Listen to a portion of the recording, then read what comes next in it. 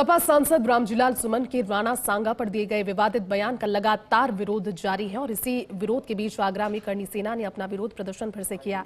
एक बार फिर 12 अप्रैल को आगरा में करणी सेना विरोध प्रदर्शन करेगी।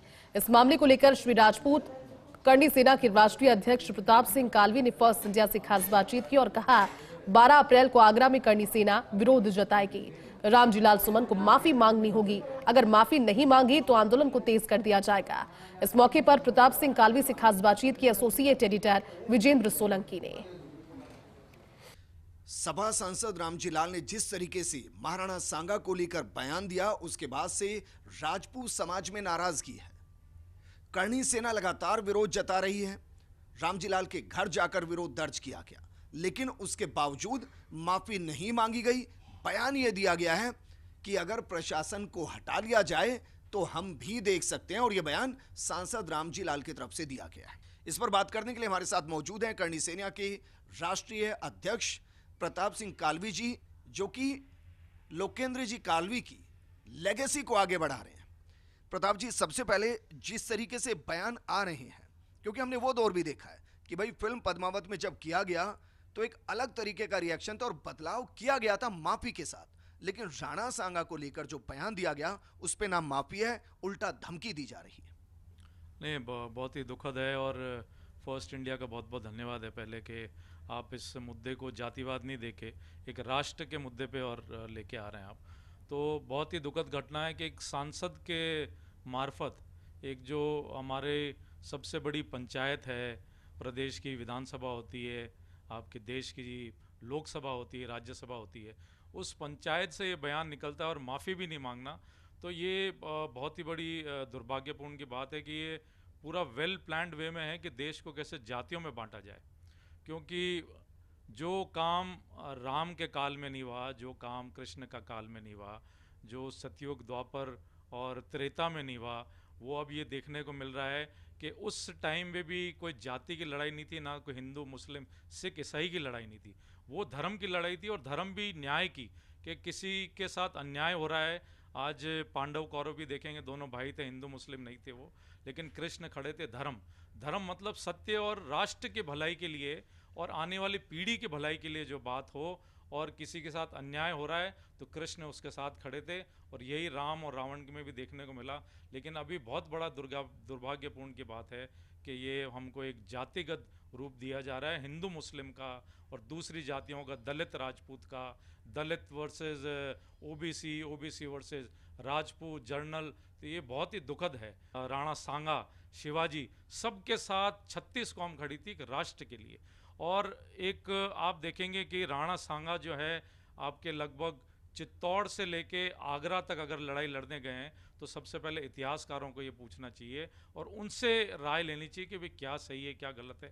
राणा सांगा लोधी के खिलाफ 2 युद्ध लड़ चुके, और लोधी के ही सेनापति और लोधी के ही चाचा ने जाके बाबर से मिले हैं। वो बाबरनामे में भी मिलता है, उनकी जीवनी में भी मिलता है, और ये कहीं भी इतिहास में और कहीं मिल नहीं रहा कि भाई बाबर और राणा सांगे की कुछ सहमति हुई है और उन्होंने कोई देश पे कोई उसके लिए बुलाया गया है।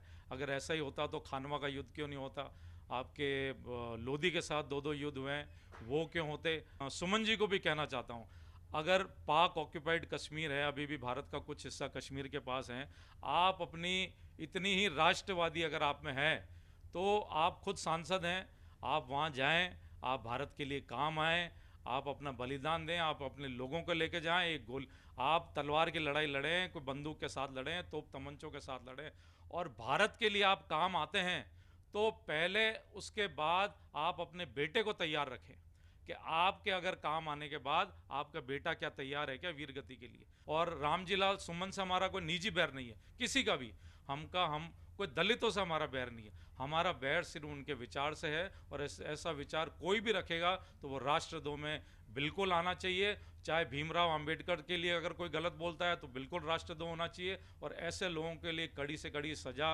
नियुक्त होनी चाहिए, चाहे काले पानी की सज़ा दे तो काले पानी की सज़ा। और हम लोग 12 अप्रैल को आगरा में फिर इकट्ठा हो रहे हैं, वहाँ राणा सांगा की जयंती है, वहाँ हम लोग तय करेंगे। आप ये कह रहे हैं कि अगर रामजीलाल सुमन माफी भी मांग लेते हैं तो भी ये विरोध खत्म हो जाएगा। मैं ये सवाल इसलिए कर रहा हूं क्योंकि वो कह रहे हैं कि अगर प्रशासन को हटा दिया जाए तो हम भी देख लेंगे। हम भी का मतलब यहां मुझे लगता है कि वो राजपूत वर्सेस दलित समाज करना चाह रहे हैं। अब 12 अप्रैल को आप जाएंगे और अगर वहां हमने सामने होता है तो फिर नहीं, बिल्कुल। देखो, हमने 1947 के बाद क्षत्रियों ने हथियार डाले, हमने हमारी रियासतें दी, हमने जो भी इंफ्रास्ट्रक्चर था हर रियासत में वो सरकार को सौंपा ज़मीनों के साथ।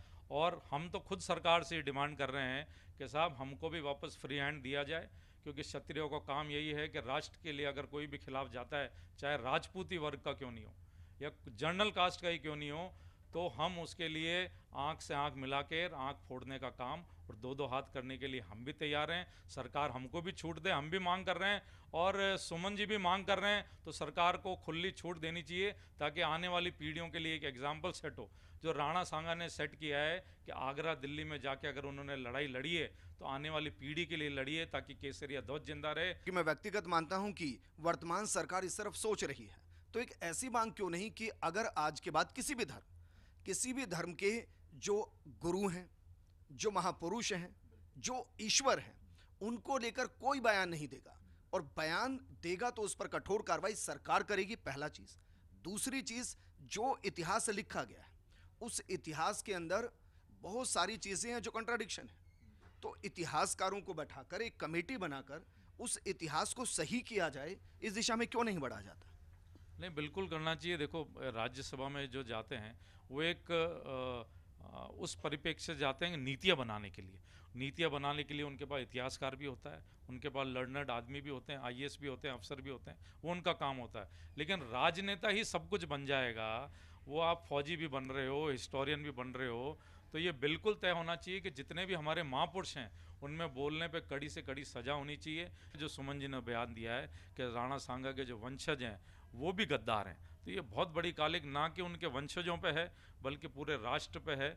जो इस राष्ट्र निर्माण में मुसलमानों का भी योगदान रहा है, दलितों का भी योगदान रहा है, ओबीसी का भी योगदान रहा है, लेकिन 100 साल पहले ये नाम नहीं दिए जाते थे, ये नाम लोकतंत्र के भारत में दिए गए हैं। तो ये बहुत ही दुर्भाग्यपूर्ण की बात है और इसको बदलना अब बहुत जरूरी है और तीव्र गति पे बहुत जरूरी है।